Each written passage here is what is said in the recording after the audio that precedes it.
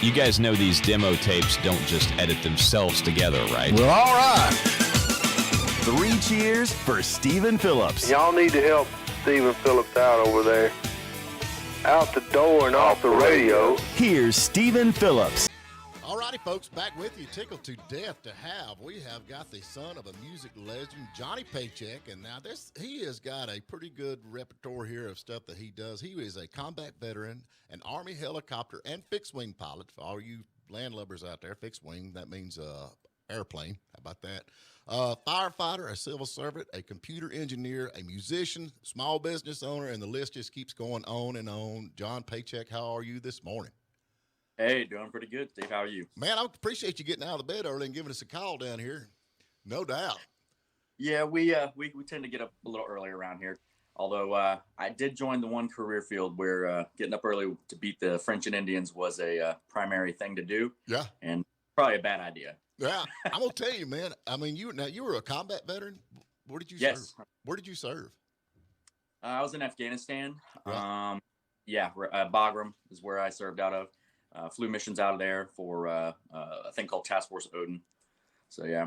So what kind of plane did you fly? C-12. It's a 2-prop plane that goes up and does a bunch of circles and looks for bad guys and helps the guys on the ground. And then you also flew helicopters too? Yep. Flew the Black Hawk, flew the Kiowa, also flew the LUH, which is like a support bird that we use here in the States mainly. So let me ask you something. Now, do you still have the keys to that Black Hawk? I'd like to ride if I could. I'll tell you what, I live in the DC area, and boy, I wish I had a helicopter most days to try to get to work. So, so now you live in DC? Yep, because I work for a defense agency here. Right. That's my full-time job, and then we also have all the side businesses, and we're getting ready to start up a farm, and yeah, we do a bunch of stuff around my house. Yeah, you're a busy guy, no doubt about it. Now your dad, of course, everybody knows Johnny PayCheck. I mean, no doubt. I mean, he is a legend, and I mean, I think that song "Take This Job and Shove It," they even made a movie about that. So, I mean, Yep. You got some pretty cool history about your childhood growing up and being on the road and this, that, and other. But now you're actually on top of all the stuff that you're doing. You've got your own career you've launched. Yep. Tell us about this. Well, I don't know if it was COVID crazy or what it was. Nah, I mean, just joking there. But right. We started it out basically because I was in Nashville for an Outlaws event that was happening, and there to represent the family, and was hanging out with Shooter Jennings and Tyler Cohen, just a bunch of the other kids. Right.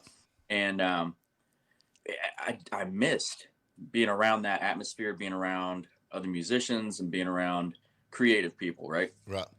And, man, it was hard to turn that down inside of me. Yeah, I tried, came back home and I was like, man, yeah, it was great for an evening. I'm not going to go back and do anything with music, but, it kind of kept creeping up, and here we are. Now we're looking at doing, an album for one every year for 5 years. Right. And, just kind of give it a swing here, see what people think. And, one thing I kind of got a little tired of was people would always ask you, like, oh, well, why didn't you go into music? It's like, well, because I had a whole different set of other things that I wanted to do in my life. Right. But, I mean, I did go into music in the beginning, but I was in the business side of it, basically doing road management for my dad, tour management, things like that. And I didn't like the business part of it. Oh, man, it's brutal. Yeah. Yeah, no, I wasn't a big fan of that. So that was one thing that kind of turned me off of, it's like going and doing it full time as a career. Now I've always enjoyed writing music and writing songs and playing, but yeah, I just it was Dad's thing. It wasn't mine. Mm-hmm. Well, it turns out I guess it is mine too. I guess. Well, that's good. I mean, I think it's good. And like I said, I've talked to a lot of different, musicians like Dean Miller and this, that, and other, that their dad was in the music business and they've actually come back to it. And I mean, it's in you. I mean, you can't help but have some of the music bug, you would think. But I mean, and the thing that aggravates me, they're like, well, he's just riding his dad's coattail, or no, and that just bugs me to no end. But I mean, it is if you're not talented, but you're very talented, which is, I love your stuff that you've got. And so this album that you got coming out, what's some of the tunes that we can look forward to listening to? Well, we are we've got about 5 of them done. I'm going to try to do 15 for this one. Right. And I am the dark writer.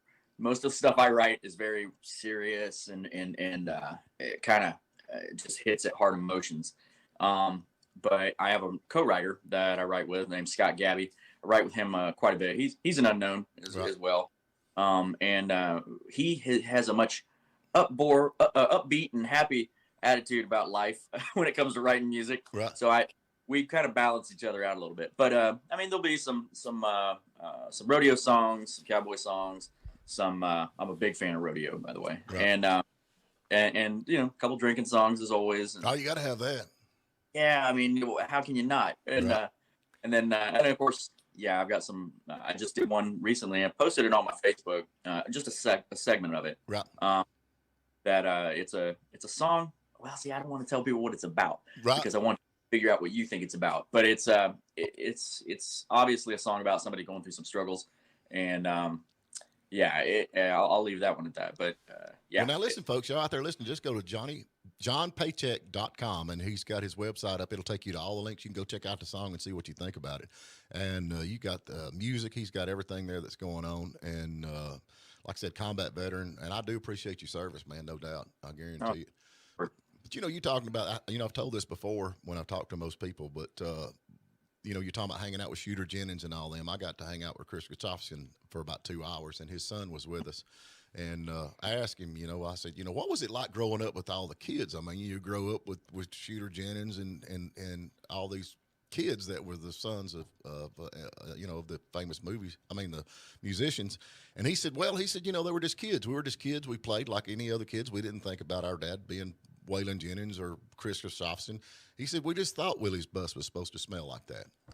Yeah, that's a fair assumption. I always remember Dad's his guitar case smelled like whiskey. Right. And I never quite understood that until I got older, right? Yeah. And no, I mean, growing up, our family was a little different. We didn't commingle a whole lot with any other families or anybody in the business. Dad tried to keep me and Mom separated from it, and the reason being was early on, there was we had a stalker. Right. That went after my mom, and she shot him. So there anyway, you go. But yeah, she got him too. So, but anyway, no, I mean, we had some of those incidents, and yeah, Dad didn't have us around. He wanted to keep us out of the limelight quite a bit.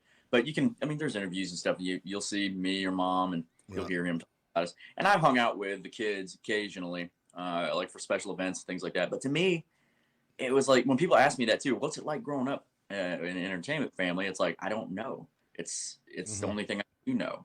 So I can't compare it to much else. It's like it was just growing up. Yeah. Well, you know, back then though, you know, the music business was entirely different. You actually could make money. Nowadays, I think they've sucked the money right out of it, all the big wigs and stuff. You know how that goes. But you could but it was it was hard. I mean, you know, the romance of being out on the road is just, I mean, you know, people looking from the outside in, it's like, oh man, that's just great. But when you're actually out there on the road, and you was a tour manager, so you know that's hard living. Yeah, it is not a easy thing to do. And I mean, I can kind of compare it a little bit to the military in a way that you're always moving, you're always going, you never have a long to hold, lay your head down. Right. It's a hard life, but nowadays, so that hard life piece is different, right? So I believe nowadays though, man, you can do so much on the internet, and like I've released my album all independent, done everything myself. Right. I don't have to deal with a label, which is something I'm not a big fan of. I'm with you. Yeah. So, I mean, I'm not making a ton of money on it. I'm not trying to make a ton of money on it. This is about me wanting to do something that I want to do, and I'm hoping people enjoy it. Right. Now, I do want to go out on the road a little bit, because it's kind of one of those brutal passions that, you know, if you've got it in you and you've done it before in any way, shape, or form, you kind of want to go back and do that misery. It's almost like with a soldier wanting to go back to combat. Yeah. So it's like we hate combat. We don't want combat, but if we have to go do it, oh yeah, I'm ready to go. Let's go do it. Yeah. But with music and stuff, I want to get out and do some shows, and primarily I'm looking right now at Texas and the Virginia market where I'm at. Right. We'll see what happens. I mean, I'm up for doing pretty much anything. But I want to tour with a band, and that makes it a whole other set of complications. Man, I'm telling you, I play music too. I've got it. We've never done really good, but we've had a lot of fun. And I know what you're saying when you get up and perform, how you just, you love to do that. And, but I tell everybody I hate musicians. Too. You deal with them day in and day out, man. It's like herding chickens. I am not kidding you. But, I'm right in that boat too, so I get it. So that's pretty fun. But anyway, but y'all, we're talking to John PayCheck. Go to johnpaycheck.com, and that will link you to all of his stuff that he's got going on. This is a fantastic guy, served in the military, and I cannot thank you for that enough. Now, you were as a combat veteran and served in the military. How long was you in the military? I'm still in. Right. So on 17 years now. Let's see.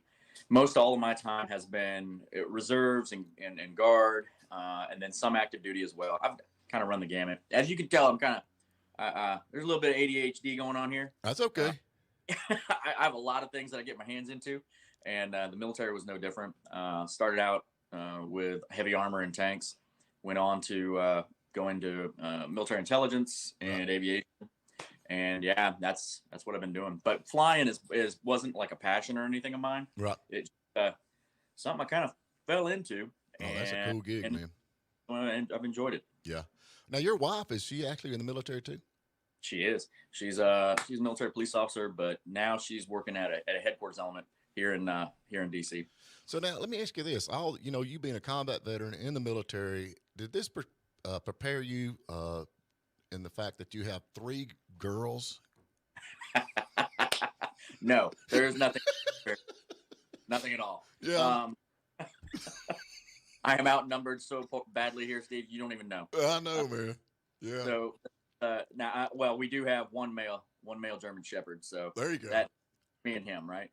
But no, my girls are pretty much they're like really eerily and kind of creepy good kids. There you go. Yeah. So I mean, they've been easy. They're easy to deal with for the most part. I mean, my girls mean more to me than anything else in the world. I know they do. I've got a daughter and then 2 sons, and actually my sons are in Middle College of Georgia in aviation right now. So they're hopefully and I bought a plane. Everybody makes fun of it because it's a 61 172, and yeah, but that's a new plane nowadays. For me, in 1961, I'm like, well, okay, that's pretty cool because they some out there in the 50s. And they update them too, man. They update the cockpit and put glass in it and everything now. It's pretty cool. Yeah. So anyway, folks, like I said, we're talking about John PayCheck, and this is the son of Johnny PayCheck. And your daddy, honestly, the songs that he's put out, and they're still singing today. What a career he had, and hopefully this will take off for you and get out and have some fun on the road. And there's a lot of venues around here that I'm sure would be glad to have you. So hopefully that'll work. I hope I'm not leaving anything out. Am I leaving anything out? Oh, I don't know. I mean, heck, I got a bunch in my history here, so I don't know. Yeah. I think you've touched a lot of good points there. Yeah. I just don't want to leave anything out because I'm telling you, I'm really supporting you big time. I love your music, man, and that's the thing about you talking about your writing. I get so sick of these songs nowadays. It's on the radio talking about my pickup truck and that, and down here, like I said, a pickup truck's what you use to go to work. I don't know why they come up with this party thing or something, but I guess nowadays things have changed. But it's like Paul Overstreet wrote that song about she thinks my tractor's sexy. And I actually asked him, do you really own a tractor? Because how in the world could you ever own a tractor and write a song like that? Yeah, no, I don't know. If you look around Nashville now with all those trucks they got rolling around with people partying in them, yeah, it's kind of ridiculous. Yeah, trucks for work, man. I mean, that's why you take. That's where I take mine. Yeah. But no, most of the stuff I write is like I said, it's a lot of it's storytelling, right. Which is what country music is about, based in and rooted in. Right. I do a lot of that, and then writing about just hardships. I do a lot of hardship stuff, and then we also going out and drinking and having fun with friends, and right. I kind of touch on a lot of that stuff. But no, today's country music, it's not exactly for me. That my sound is even more of a 90s sound to it, right? With hints of like, I can't help it. It's hints of what I grew up around, which was all those legends. Yeah, the industry's changed. Although if you look at a timeline, it's pretty predictable. Yeah. Actually, my friend going out here, soundbite from my buddy Tyler Coe.